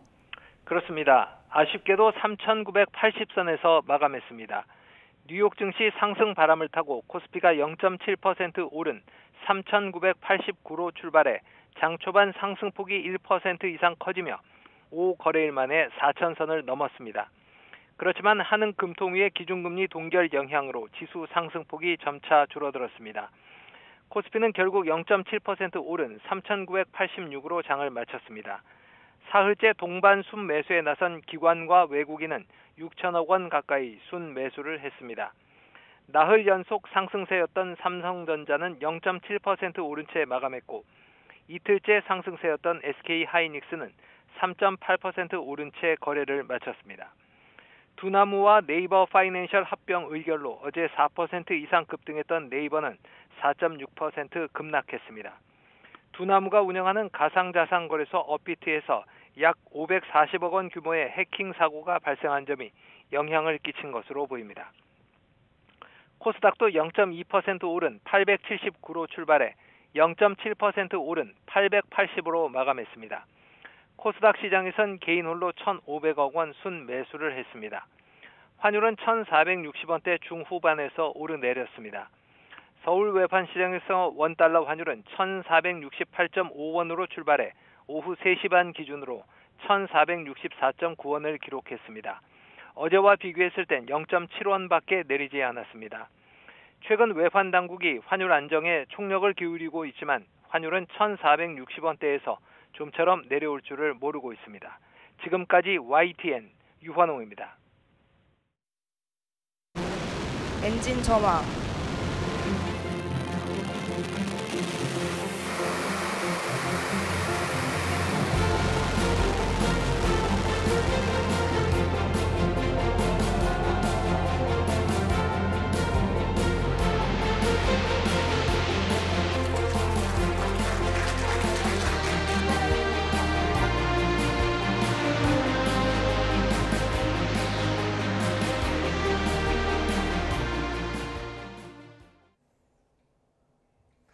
네, 순수 우리 민간 기술로 만들어진 한국형 발사체 누리호가 4차 발사에 성공하는 순간을 보고 계십니다.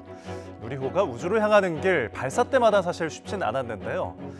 가장 마음을 졸인 당사자들 바로 이분들이었을 겁니다. 발사통제센터에서 누리호 발사를 지켜보던 연구진들, 모든 발사 절차가 달성된 것을 확인하자 이렇게 서로 얼싸안고 박수를 치면서 벅찬 감격을 나눴습니다.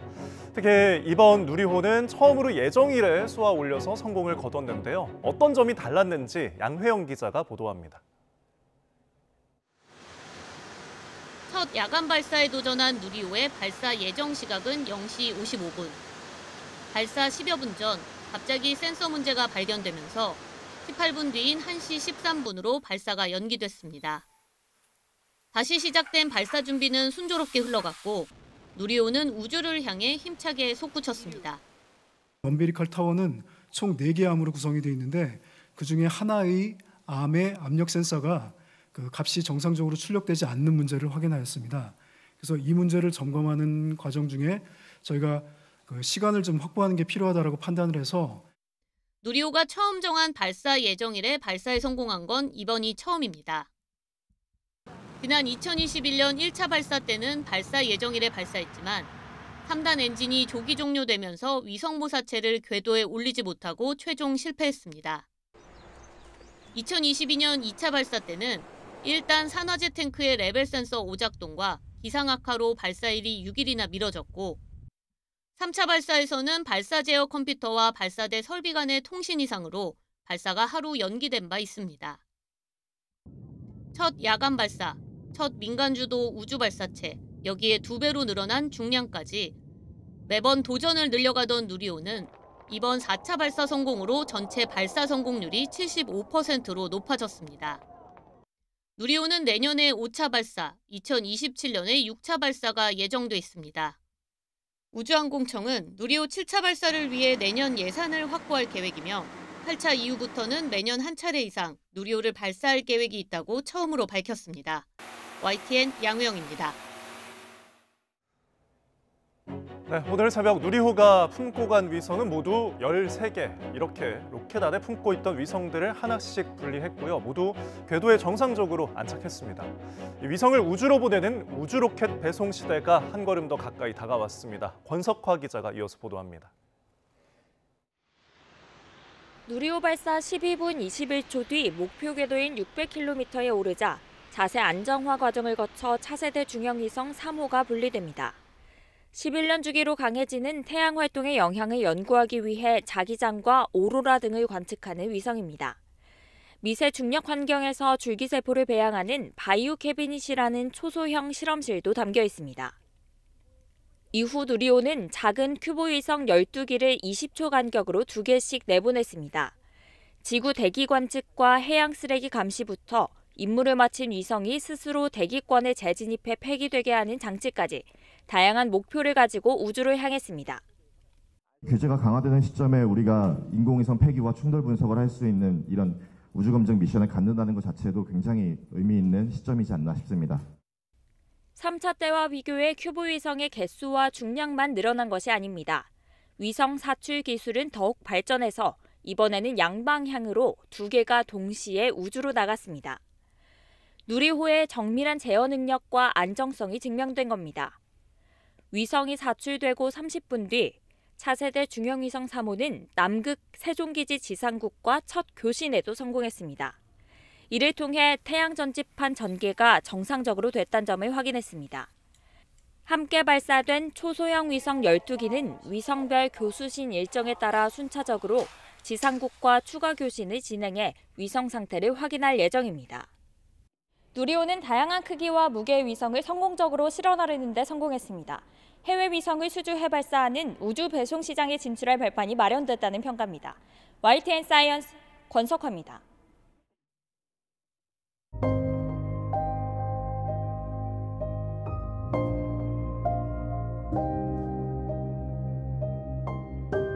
선생님, 사랑합니다. 영원히 잊지 못할 겁니다.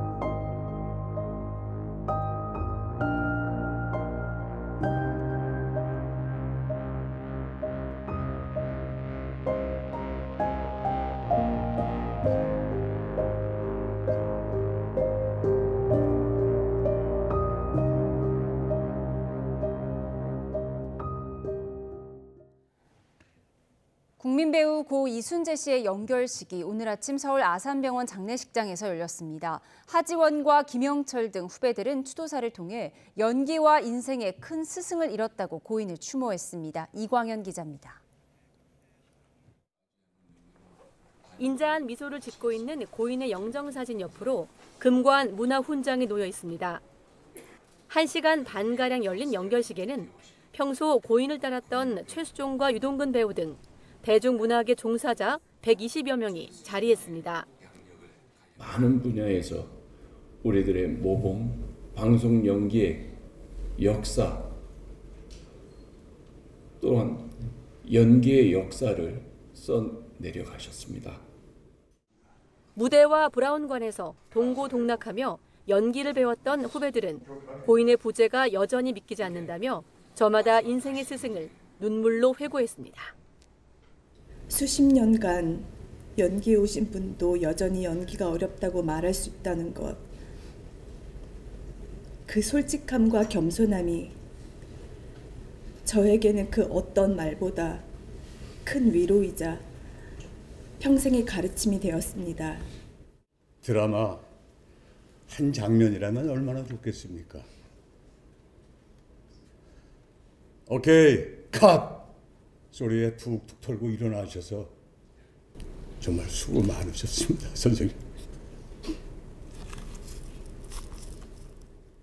고인이 걸어온 세월만큼 91송이의 국화와 생전 작품 등을 담은 추모 영상도 연결식장을 채웠습니다. 지난 1956년 연극으로 데뷔한 이순재는 반세기 넘게 연극과 드라마, 영화 등 140여 편의 작품에 출연했습니다. 예술은 영원한 미완성이라며 구순에도 대학로 소극장을 지켰던 대중문학의 거목 이순재. 시대의 어른을 잃은 대중의 추모 물결 속에 경기도 이천 에덴 낙원에서 영면에 들었습니다. YTN 이광현입니다. 검찰이 자유한국당 패스트트랙 사건 1심 선고 결과에 대해 항소를 제기하지 않기로 했습니다. 취재기자 연결해 들어보겠습니다. 양도훈 기자, 검찰이 결국 자유한국당 패스트트랙 사건 항소를 포기했군요. 네, 서울 남부지방검찰청은 지난주 있었던 자유한국당 패스트트랙 사건 1심 선고 결과를 두고 피고인 26명 모두에 대해 항소하지 않기로 결정했다고 밝혔습니다. 검찰은 지난 2019년 패스트트랙 충돌 당시 자유한국당 의원들과 당직자들의 범행이 불법적인 수단으로 입법 활동을 방해해 죄책이 가볍지 않았다고 강조하면서 구형에 미치지 못한 형이 선고된 것에 대해서는 아쉬운 점이 있다고 전했는데요. 다만 범행 전반에 대해 유죄가 선고됐고 재판이 진행되는 6년 가까이 분쟁이 이어진 점을 고려했다고 설명했습니다.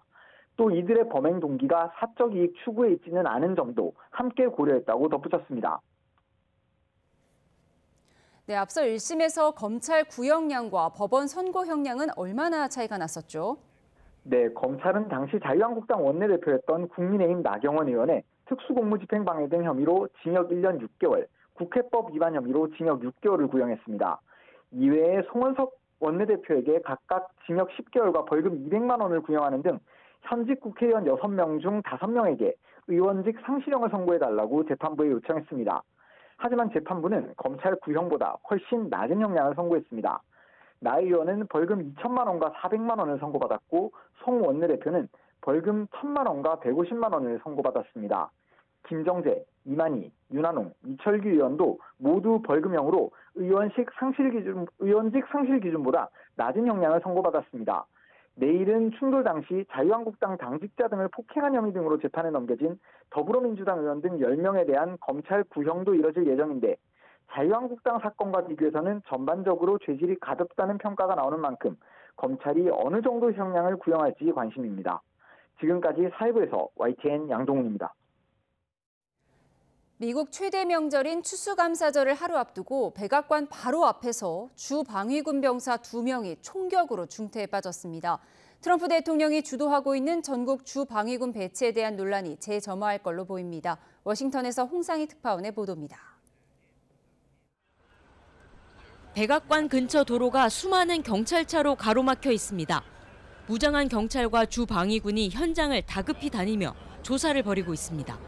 현지 시간 26일 오후 2시 15분쯤 백악관에서 북서쪽으로 2블록 떨어진 지하철역 근처 수많은 관광객이 오가는 곳에서 총성이 울렸습니다.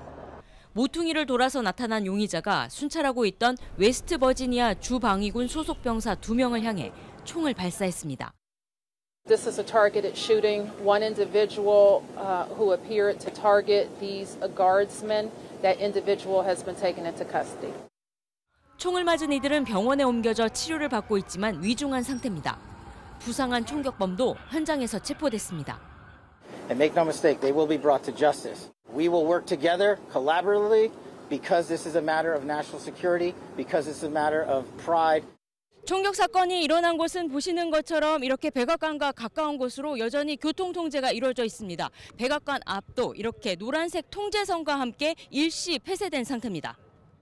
트럼프 대통령은 주 방위군을 총으로 쏜 총격범을 향해 짐승과 같다며 엄청난 대가를 치를 거라고 경고했습니다. 앞서 트럼프 대통령은 범죄를 해결하겠다며 지난 8월부터 수도인 워싱턴 DC에 2,000명이 넘는 주 방위군을 투입했습니다.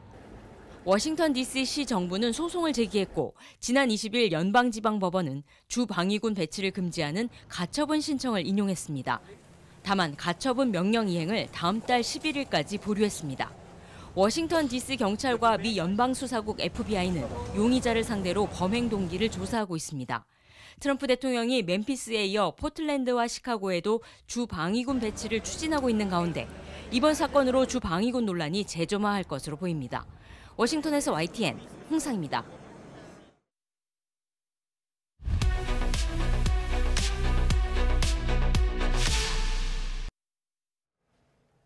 이창용 한국은행 총재가 최근 고환율의 원인으로 해외 주식에 투자하는 국내 투자자 이른바 서학개미를 지목했습니다. 젊은이들이 쿨하다는 이유로 하는 해외 투자가 유행처럼 커지는 게 걱정이 된다면서 쏠림을 막으면 환율 상승이 빠르게 조정될 수 있다고도 밝혔는데요. 직접 들어보시죠. 젊은 분들이 하도 해외 투자를 많이 해서 왜 이렇게 해외 투자를 많이 하냐고 물어봤더니 정말 깜짝 놀랐어요. 답이 쿨하잖아요. 이렇게 딱 나오더라고요. 무슨 금리 뭐 이런 게 아니라 그래서 이게 무슨 유행처럼 막 커지는 게 지금 그래서 그런 면에서 걱정이 됩니다. 저는 지금 일어나는 현상은 우리나라만의 굉장히 유니크한 현상이라고 생각합니다. 사실 이게 외국인에 의해서 주도된 거라고 그러면은 들어오고 나가는 거가 변화하기 굉장히 어렵겠지만 저는 이게 우리에 대한 쏠림 현상을 막아주면 또 빠르게 조정될 수 있는 가능성도 있다고 생각합니다. 네, 이렇게 최근 고환율 흐름이 이어지면서 정부도 환율 안정을 위한 전방위 대응에 나섰습니다. 정책 수단을 총동원한다는 방침인데요. 최재민 YTN 해설위원과 함께 이야기 나눠보겠습니다. 어서 오십시오. 네. 자, 그래도 오늘 환율은 소폭 내린 채 마감을 했습니다. 내렸다라고 표현하기는 좀 그런데 예. 일단은 개장대에는 좀 오른 상태로 한 2원 가량 오른 상태로 이제 시작이 됐고요. 예. 등락을 거듭하다가 결국 0.7원 내린 1,464원 90전에 마감을 했습니다. 예. 환율이 이렇게 이제 좀처럼 내려갈 기미를 보이지 않고 있는데 이달 3일 1,431원 30전과 이제 비교를 해도 네. 한 30원 이상 지금 굉장히 오른 금액이고요. 미국 정부 셧다운 해제 이후에 달러 인덱스가 하락을 하고 국내 증시는 반등했음에도 원화 가치는 4월 이후에 이제 최저 수준을 기록을 하고 있습니다. 네. 이런 움직임은 미국과의 금리차 축소와 반도체 수출 호조 같은 기본적인 펀더멘털과는 괴리가 이제 벌어진 상황이고요. 시장의 이제 불확실성이 제거되면 안정되던 통상적인 외환 시장과는 정반대의 움직임이 나타나고 있다고 보시면 되겠습니다. 뭐 이렇게 환율이 오르는 요인은 여러 가지가 있겠지만 아까 이창용 총재도 언급을 했듯이 이 서학개미에 대한 좀 이유도 좀 들더라고요. 네. 해외 주식 투자 열기가 어느 정도고 어느 규모길래 이렇게까지 금융당국이 조금 우려를 하는 걸까요? 그 매달 그 해외 주식 보관 금액이 매월 그 사상 최대치를 현재 이제 갱신을 하고 있습니다. 예. 그 그래프를 보시면 아시겠는데 네. 이달 기준 그 개인 투자자의 해외 주식 보관 금액은 1,464억 달러를 넘어서 우리 돈 230조 원을 그 넘어섰고요. 네. 지난해 말 그 보관 금액 1,215억 달러보다도 29% 가까이 이제 늘어난 금액입니다. 예. 지난달 우리 그 개인 투자자들의 해외 주식 투자로 국내에서 이제 빠져나간 달러가 네. 수출로 벌어들인 달러보다도 7억 달러나 이제 많다고 합니다. 이렇다 보니 원 달러 환율 상승 요인으로 이제 작용을 하고 있고요. 네. 개인 투자자들의 그 해외 주식 투자는 지속해서 이제 늘 것으로 보여서 환율 불안도 당분간 안타깝지만 이어질 것으로 보입니다. 어쨌든 환율이 높은 것은 우리 정부로서는 굉장히 부담이기 때문에 여러 수급 주체들 그리고 시장 안정을 위해서 논의가 본격적으로 시작이 됐는데 지금 논란이 되는 부분이 국민연금이 좀 거론이 되더라고요. 지난 24일이었죠. 그 기재부와 보건복지부, 한국은행 그리고 그 국민연금이 참여하는 외환시장 4자 협의체가 이제 구성이 됐습니다. 네. 연금을 활용해서 그 환율 방어에 나서겠다는 취지인데. 국민연금 총 적립금은 지난 8월 말 기준으로 그 1,322조 원. 예. 이 가운데 이제 해외 투자액은 771조 원으로 전체 적립금의 58.4%거든요. 예. 구체적인 그 대응 방안은 아직 이제 논의가 되지 않았지만은 국민연금의 환해지 이제 비중을 이제 조정하는 방안이 유력한 시나리오로 이제 떠오르고 있습니다. 원화 가치가 일정 수준 이제 하락을 하면은 달러 그 자산을 시장에 내놓아서 달러 유동성을 늘리는 이제 방식이 되겠습니다. 네. 하지만 그 강달러를 반전시키기에는 한계가 있다는 분석이고요. 9월 기준 국내 거주자의 해외 증권 순투자 규모가 이제 1,000억 달러에 육박을 하고 외국인 그 유입액은 300억 달러에도 미치지 못하는 상황이기 때문에 무려 3배 차이가 나고 있는 상황입니다. 예. 국민연금이 가지고 있는 이 달러가 굉장히 많기 때문에 외환시장에 개입하면 좀 문제가 될 소지는 없을까요? 우선 그 국민연금의 그 노후 핵심 자산인 그 국민연금을 그 환율 방어 수단으로 이제 사용하는 것에 대한 이제 적정성 논란이 있을 수가 있고요. 예. 외환 시장을 감시하는 미국의 이제 견제가 상당한 부담입니다. 미국 재무부는 그 지난 6월 환율 보고서에서 그 국민연금의 외환 스와프가 그 원화 가치에 이제 우회적으로 이제 개입하고 있다고 이제 지적을 하기도 했었는데. 이런 상황에서 그 국민연금을 적극적인 환율 안정 수단으로 이제 활용을 하면은 미국과의 그 마찰도 재점화될 수 있다는 우려도 나오고 있는 상황입니다. 네, 간접적인 스와프에 대한 우려인데 지금 구윤철 경제부총리가 환율 방어를 위해서 지금 서학개미에 대한 추가 과세 가능성이 언급이 됐어요. 이 점도 좀 우려가 되는 것 같은데요. 현재 그 해외 주식을 팔아서 이제 연간 250만 원이 넘는 이제 수익을 내면요. 예. 지방소득세를 포함을 해서 이제 22%의 그 양도소득세를 이제 내고 있습니다. 미국 주식에 이제 투자하는 국내 투자자들이 일제히 이제 그 점 때문에 이제 불만을 이제 터뜨리고 있는데 네. 이걸 갖다 더 높이겠다는 얘기거든요. 국내 증시의 그 매력이 상대적으로 낮거나 성장성이 부족하다고 느끼기 때문에 발생하는 근본적인 문제인데 이걸 이제 인위적으로 해결하려 한다는 거고요. 네. 이 문제는 그 정부가 외환 시장에 개입하고 있다는 명백한 이제 증거가 될 수도 있다는 점입니다. 단기적으로 외환 시장 변동성을 줄일 수는 있겠지만 투자자의 자유와 그 시장 효율성을 해치고 대외적인 명분과 신뢰까지도 이제 훼손을 할 수 있다는 우려가 나고 있고 외환 시장의 향방 그 다음 달 미 연방 준비 제도의 금리 인하 여부가 최대 이제 변수가 될 전망이고요. 국내 이제 투자를 이제 늘릴 수 있는 근본적인 대책 마련이 필요한 시점이라고 볼 수가 있겠습니다. 알겠습니다. 고환율에 따른 대응 부분들을 좀 짚어봤습니다. 지금까지 최저민 YTN 해설위원과 함께했습니다. 고맙습니다.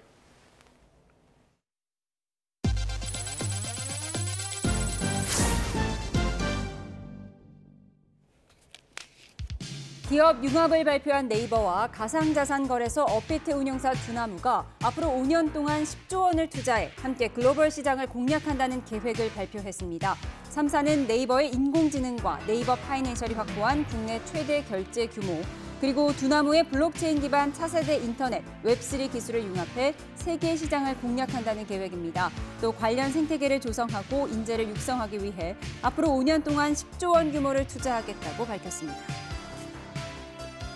네, 기아의 목적 기반 모빌리티 PV5 패신저 모델이 영국의 유명 자동차 전문 매체가 주관한 탑기어 어워즈 올해 패밀리카로 선정됐습니다. 기아는 패밀리카 부문에서 SUV나 승용차가 아닌 벤 모델이 선정된 것은 PV5가 처음이라고 설명했습니다. 현대 캐스퍼 일렉트릭이 탑기어 어워즈 올해 소형차로 선정되면서 현대차 그룹은 2관왕에 올랐습니다. 롯데 대홍기획이 아동권리보장원과 함께 실종아동 찾기 사회공헌 캠페인 런웨이 투 홈을 선보였습니다. 대홍기획은 AI 스튜디오 기술로 실종 당시 아동의 사진을 학습해서 현재 모습을 추정하고 이를 가상 패션쇼 형식의 영상으로 제작했다고 밝혔습니다. 영상에는 실종 당시 모습과 AI가 예측한 현재 모습이 함께 런웨이를 걷는 장면이 담겼습니다. 편의점 이마트24가 서울 성수동에 플래그십 스토어를 열고 Z세대 공략에 나섭니다. 이마트24는 성수동 매장에 기존 편의점에서 보기 어려운 브랜드 팝업존과 캐릭터, IP 상품 전용 공간을 마련했다고 설명했습니다. 오늘은 곳곳에 추위를 부르는 비가 내린 하루였습니다. 지금도 곳곳에 약한 비가 오고 있고 강원 산간 지역에는 대설주의보가 내려져 있는데요. 오늘 밤까지 내륙에는 비가 조금 더 이어지겠고 강원 산간에는 최고 5cm의 눈이 추가로 쌓이겠습니다. 내일은 찬바람이 불면서 날이 반짝 추워지겠습니다. 내일 서울 아침 기온은 영하 1도로 오늘보다 5도가량 낮겠고요. 한낮 기온은 7도로 오늘보다 또 예년보다 낮겠습니다. 내일은 전국이 대체로 맑은 가운데 대기질도 양호하겠습니다. 다만 새벽 한때 충남과 호남, 제주도에는 빗방울이 떨어지거나 눈이 날리는 곳이 있겠고요. 내린 비와 눈이 얼어붙어 도로 곳곳에서 살얼음이 만들어지겠습니다. 내일 아침 기온은 오늘보다 1에서 5도가량 낮겠습니다. 서울 아침 기온 영하 1도, 춘천 영하 4도, 대전은 0도로 출발하겠습니다. 낮 동안에도 평년 기온을 다소 밑돌면서 쌀쌀하겠습니다. 서울 한낮 기온 7도, 광주와 대구는 10도가 예상됩니다. 주말 밤사이에는 중북부 지역에 비가 조금 지나겠고요. 12월이 시작되는 다음 주 중반부터는 본격적인 겨울 추위가 찾아올 전망입니다. 날씨였습니다. 이상으로 목요일에 보내드린 뉴스온 마치겠습니다. 함께해 주신 여러분 고맙습니다.